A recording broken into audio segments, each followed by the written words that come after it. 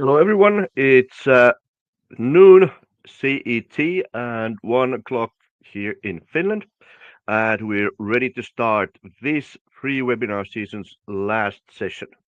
We will still continue with the premium and Q&A sessions, but this is the last of the free webinars. We've been running these now for a couple of years, and let's see if we still have resources to run in the autumn. Depends on also if you're interested in joining these sessions.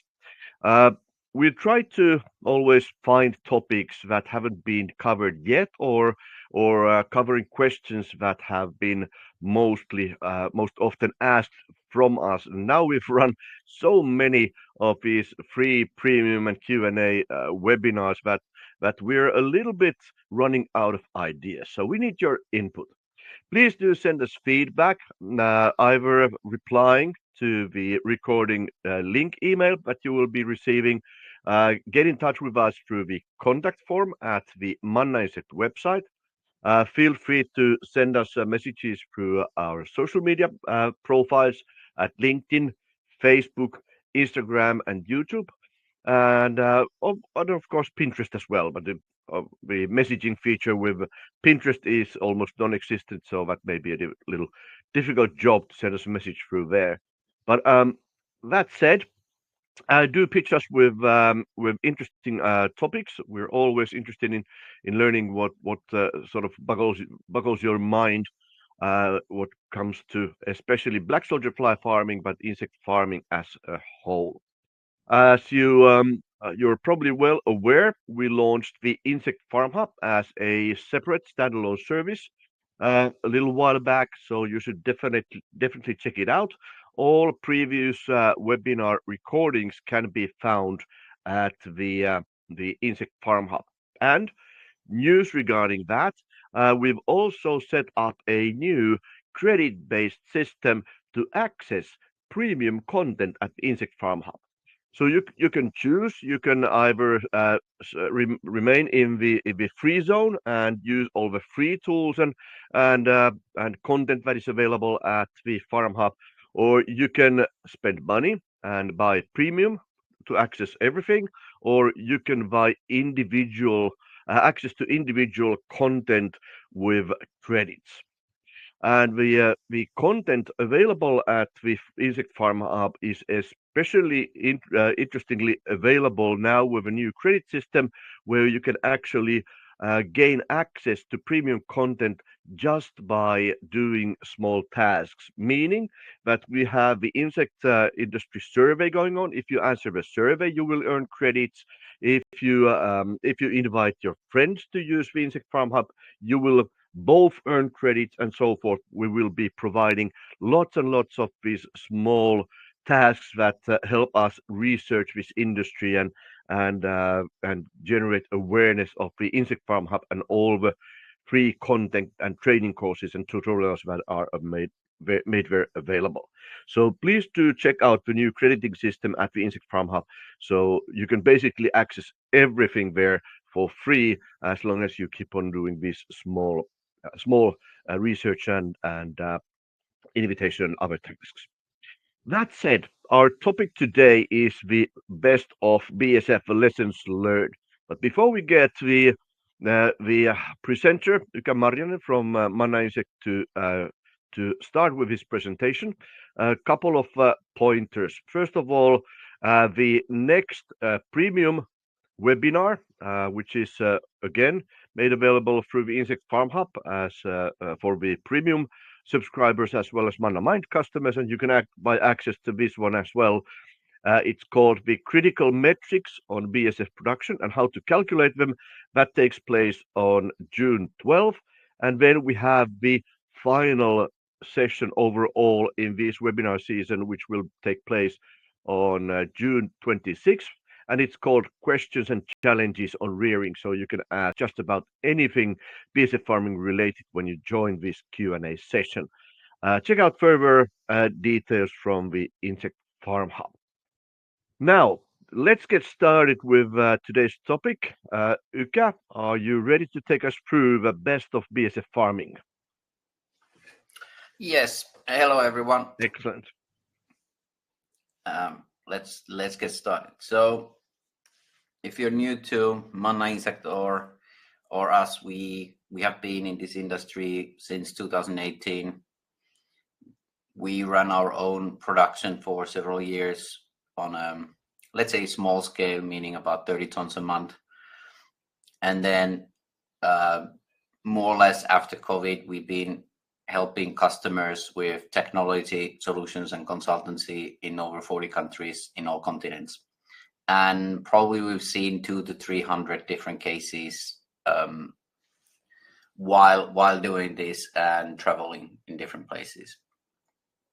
And we have two main products. One is what we call Manna Mind, which is a technical solution on how to create customizable and low-cost climate solutions. And then now Insect Farm Hub, which is meant to be an educational platform and provide digital tools and marketplace for BSF farmers. So in this webinar, we want to go through and update you on, let's say, our lessons learned, what we've seen succeed, what we've seen that doesn't work, and how to kind of adapt and think about BSF farming in general so that you have a right attitude from the start. So the first aspect is that you have to acknowledge that BSF farming and BSF business in general is not easy.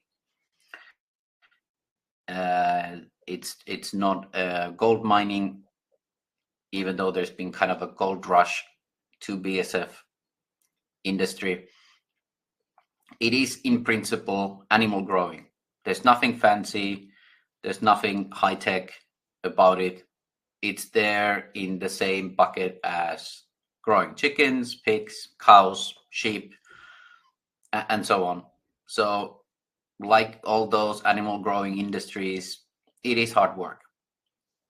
And it's very hard to skip to, these automated tech factories and not understand that this is animal growing on its core. It's much closer to animal growing than, example, if you would be in a let's say fermentation and bacteria growing and these kind of things. That's more lab, but this is more closer to animal growing. The other thing you have to acknowledge at the moment is that you are not coming into a very mature ecosystem where there's standardized prices and products and buyers and sellers and a marketplace. You basically have to do much more than an average chicken grower, for example, if you want to be an insect farmer. The other aspect is, which I've seen kind of like already starting from a wrong approach, is that you cannot really use a commercial substrate or a high quality substrate that costs money and has competitors already for other use cases. If you start from that, even though it seems lucrative because it's easier to buy and easier to get large quantities, the problem is that your production is inherently too expensive and you cannot compete on the other end on prices. And that's one reason why you see a lot of news on these bigger production units and companies being, let's say, in trouble in insect industry, because the commonality on all of those is that the substrate that they're using, while it is homogeneous, high quality, and there is plenty of it, it costs too much money. And thus the whole production is kind of hampered with a minimal price that is not profitable or competitive. So that's kind of like initial key to understand. The other, of course, challenge is that the legislation on how to use insects, in this case black soda fly larvae, varies a lot depending where you are. It's either, let's say, too restrictive, it's random, or it's non-existent, and none of those are really a good starting point. Especially in Western contexts, let's say Australia, Europe, North America, the restrictions and the legislation basically limits the main advantage of BSF, which is that you can use biowaste as a substrate source. And that again limits your ability to actually find those substrate sources where you can make money. The other thing you have to acknowledge is that soy and fish meal rule the world, will continue ruling the world, and will not go anywhere, and are heavily subsidized. And there is a whole ecosystem and players and political motivation to keep it.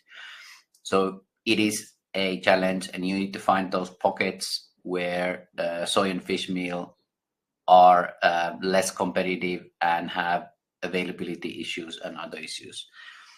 But head to head, it is challenging at the moment. And like I said, the agriculture, like other than insect farming, is heavily subsidized and protected. So you're kind of coming to us as a new player. And the last, but definitely not least, the sustainability factor, which has been heavily attached to insect farming, doesn't really help on selling that much. It helps if you are about the same price, but if you are even 10% higher priced, the sustainability factor in itself is not going to carry you to larger sales. And I think our industry has kind of too much relied on the sustainability factor when hyping and trying to sell to customers. And that has led to many challenges and a little bit maybe like an overemphasis on the sustainability.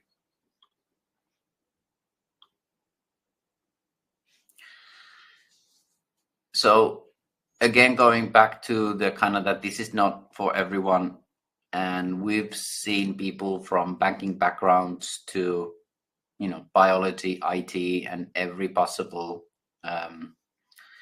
let's say, background and history for people to come in this industry. And it's good that I don't, let's say, look down on different professions, but you just have to understand that this is animal husbandry. This is real work. This is not, sitting behind a tablet or a computer. You actually have to do and work long days, mainly 7 days a week, because these are animals, regarding on your process. And if you think that you just, you're a founder and you kind of can skip that and someone else will do it, that's possible, but you're immediately creating a organization that might be too expensive to hold. The other aspect is that I don't think this is like commodity production, and if you believe that you will get a return of investment of hundreds of percents very quickly, it looks not to be a realistic goal.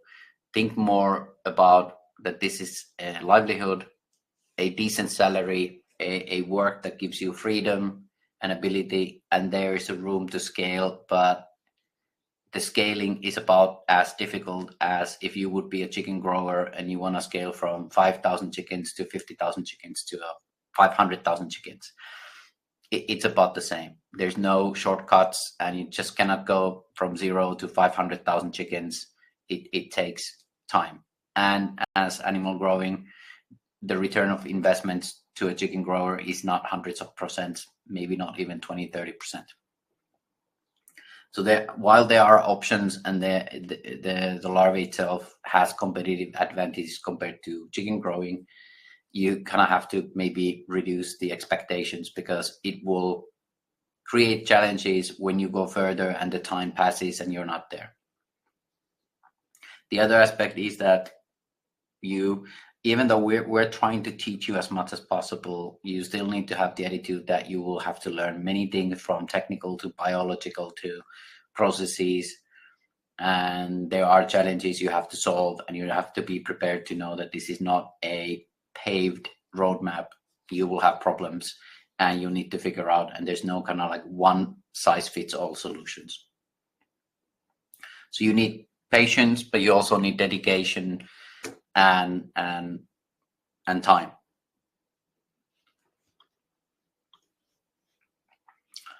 The other aspect is that this is not for every location. Even though the larvae itself, as they eat very densely, it is possible to create fairly low-cost climatized solutions that even run with a very small power consumption. I don't consider that as a problem going everywhere. That is solved, and we've seen it, and we of course have our own solution, which is probably the lowest cost, but we've seen it from northern Finland near Polar Circle to all the way to South Africa and everything between. The problem isn't technical, it's not production. The problem is the inputs and outputs, the customer demand, and then the substrate you can use. So example, unless animal growers in your country have a significant challenge on feed, or there are other like smaller groups of other customers, but this being the biggest customer group, if they don't really have a problem, if your country subsidizes the feed so much and it's abundantly available, it's very hard to bring a competitive feed on that. And again, like I said, the legislation makes this even harder to accomplish in some places. Then if your weather conditions, infrastructure, and labor, like any one of these can be challenging, but if every one of these are challenging, let's say that you have a unreliable electrical grid in a country where weather conditions will not allow outdoor growing at any scale, and you still have fairly large labor cost, and maybe sourcing is a challenge. You are in putting too much challenges in your production. And then finally, which is that if you just don't have substrate sources that are good enough for larvae, and they're practically free, and it's easily to logistically move them close to you, and there's enough of that you can actually make any kind of decent business, even just supporting yourself, you're not going to have a business. So this idea that you can just build a factory anywhere in the world and get the substrate and sell, I mean, technically it works, but commercially it doesn't work. It's much harder actually to find the sweet spot on all of these than you might imagine. So this is very important at the start, that you just understand that you're either prepared to move to a location which is the best, that might not even be in your own country or even in your own continent, or you're immediately kind of hampered, and then you might have a smaller farm operations, and that's fine, but you might not be able to scale it to a large operation. Then the other fact, which I just don't like at all, this economics of scale thing, especially my background being automation engineer, is that yes, there's economics of scale, but how people say economics of scale, meaning that we'll just have 20,000 ton or facility. The bigger the facility, the cheaper the product. That is inaccurate. The economics of scale is not about the production size. It's actually about the substrate that you can find free. And of course, the more you can use that substrate and create the maximum size capacity around that substrate, the better. But you cannot just build a 5,000 or 20,000 ton factory somewhere and say, because economics of scale will be competitive. You can only build whatever you can find basically free. I would have to say that, if you pay $10 a ton, that's kind of like the maximum price with logistics. You have to start from the fact that you get substrate practically free, and you build the maximum size capacity for that substrate or a range of substrate you get for free. And you don't need to put them in the same place. So it's not about the automation or size of the production that is kind of the economic of scale, but the substrate itself. Now, yes, I sounded maybe a bit negative, but I think 90% of the success is that you already have the right attitude and right plans from the beginning, and you understand the challenges and how many of those you can overcome before you even really put money and time and risk involved. And then also it will help you orient like the financing and investment and let's say realistic expectations of every milestone and phase of the journey. We definitely believe that BSF will have a role. It will be a multi-billion-dollar market eventually. And what we found out and what we're now focusing on communicating and creating and releasing material is more on what is the BSF product that is a killer product, because it seems that this is completely missed and there's very little information of like how do I productize BSF larvae and price it so that it is price competitive, and what is the value proposition. So here's just something to get started. We'll dive deeper into this in later, and especially with our insect farm users. To get started, when you have nothing and you don't have tens of millions to build international production unit, you need to be in a situation where you are local and your customer is local. And by local, I mean about a driving distance, that you don't need a shipping agent between you and the customer. That's the best market to be in. That's the best customer being. And then the other is that the use case is for chickens. Either it's a broilers as an additive, it's a hens as an additive, or it's exotic pets as a food. That's it. Don't like aquaculture and all these are fine, but whatever I've heard and have experience on that already requires a lot of detail on nutrition. There's much more risk involved. Quantities immediately scale up. But your first customers being backyard chicken, let's say hobbyist, or growers who have a few hundreds to a few thousands of chickens, you don't need that much. You already have customers. And the pricing, again, if you want to sell to few customers in levels of tons, we're talking $200 to $250 a ton for live larvae, $700 to $800 a ton for whole tried larvae. If you decide to have more of, let's say, tens or hundreds of customers that buy kilos, tens of kilos, then you can get kind of higher profit margin, but of course you will have more smaller sales. But this gives you an idea of the range that is competitive to alternatives that they have.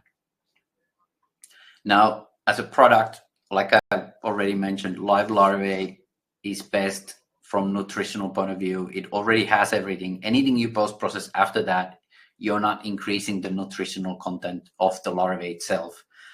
And the chickens and many pets like lizards know how to use it. Their body knows how to use live larvae because that's their natural food. However, live larvae, the problem, of course, is that it's 70% water content. They need to be kept alive. So it's not the most storable way and shippable way, let's say. So whole tried larvae is kind of a compromise that you can still store it, you can ship it, you can even grind it as a more, let's say, usable form. But then it's important that you dry it with minimal, let's say every time you do post-process, you will, let's say, make it worse as a product. The amino acid content will change and there will be kind of like other factors in it. But that's it. Like anything you go beyond that, let's say DFAT and all that, first of all, you will have to get much higher investments into your production. You need to get into details of nutritional facts and all this. And then your customer demand will immediately go higher. And personally, I don't believe all that is a trouble that you will get a better price than whole dried larvae as a profit margin. And for value proposition, I think it's simple is better. It's a feed additive to boost growth and health for mainly chickens, but also for exotic pets. That's it. And initially, feed additive is enough. You put it 5% to 10% to a otherwise lower quality feed, and you will see benefits that are greater than the cost.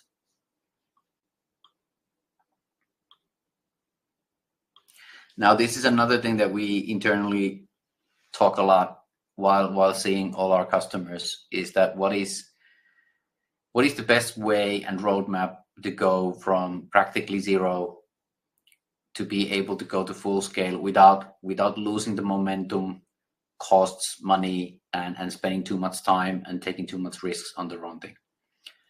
Now, this is basically like a priority order of these. So there should be numbers here. So the first thing, of course, is to validate the markets and demand. And like I said, on the pricing, that's why it's important for us to start transparently communicating the price ranges and the value propositions, so that you know already what price and what product you are going to suggest, and then you are able to actually produce that product with a relatively low costs and investments. So validating the market and demand first. And again, this is where you have to know your ambition level. If you want to make hundreds of millions, of course, you need tens of thousands of tons to be sold, but don't take the lure of going to a few animal large scale feed companies and basically who buy tens of thousands or hundreds of thousands of tons, because most likely you will not be able to sell them for a long time, and probably the price range and demand for the nutrition immediately sets your expectations of the substrate to a level which you cannot deliver, and then you're this negative cycle that has caused a lot of problems. So go to animal growers, backyard chicken hobbyists, directly to the end customer, let's say to chicken and whoever owns the chickens, and validate that they truly have a problem and they truly want to have alternative solutions, and what is the value that they see on solving that problem, and sell them directly and start there. Don't talk to feed companies until you're like already on the scaling phase.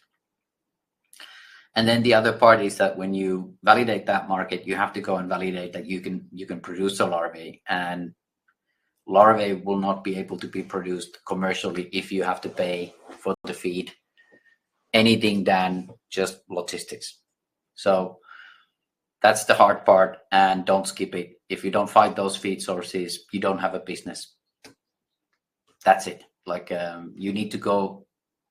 So the production needs to be there where there is the substrate for the larvae that is competitive, that is unused.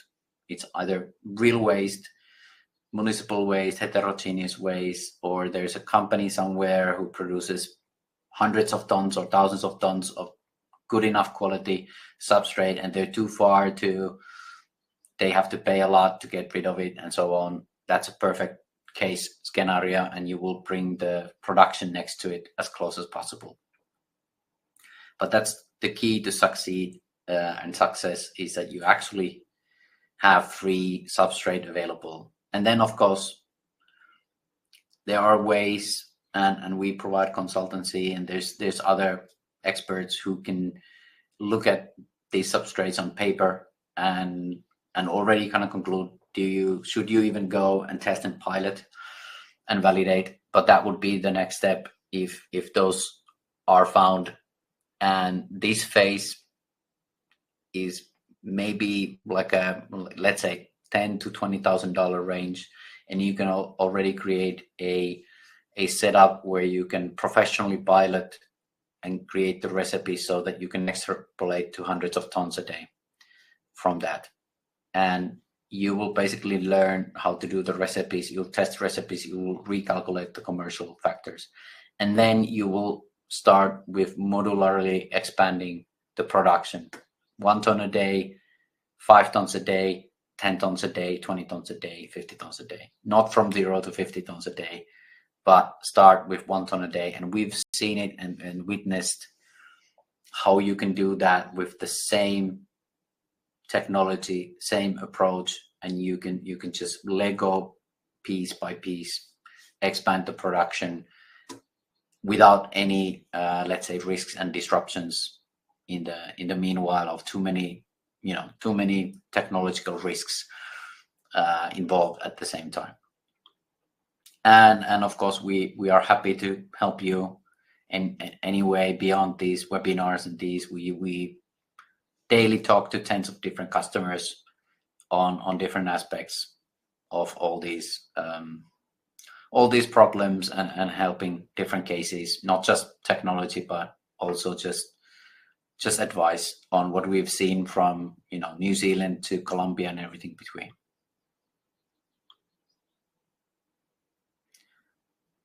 Thank you. And I think I guess Tom had to has some internet connections, or are you there, Tom? I'm here, all right. Yes. So, thank you, Uka. Do we have any questions? We don't have that many people joining our sessions today live, as we have promoted actively that you actually will receive the recording even if you don't have time to join the session live. So we have nowadays much less people joining the live sessions than when we started this. But let's see what we can come up with in the next webinar season to activate people again to join the live sessions. But if you have any questions now, we can take one or two for the end of this period. So if you have anything, please shoot. You can add the question to either the question section or to the chat. I will monitor both if you have anything. So now's the time. Before we close the lines for this free webinar season, please do check out all the upcoming webinars and tutorials and training courses at the Insect Farm Hub. If you want to stay up to date what's generally happening in the insect farming industry, then you should most definitely follow both the Manna Insect as well as the Insect Farm Hub LinkedIn profiles, which actually produce somewhat different content. Insect Farm Hub is more focused on insect farming industry as a whole, whereas Manna Insect will be more and more focused on the actual technological and production side of insect farming. That said, of course, we do produce actively content to Facebook and Instagram as well, and YouTube will be becoming more active later on as well. Currently, it's somewhat quiet as we don't currently have much time to produce video content, but we'll try to upgrade our game with YouTube as well. That said, no questions coming in at this point.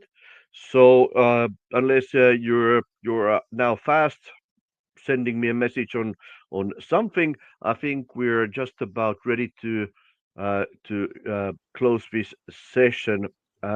Thank you, Uka. Thanks everyone for joining. Thanks for checking out our recordings, and head on to the Insect Farm Hub to learn more. Thanks everyone for joining. See you next time. Bye bye. Bye.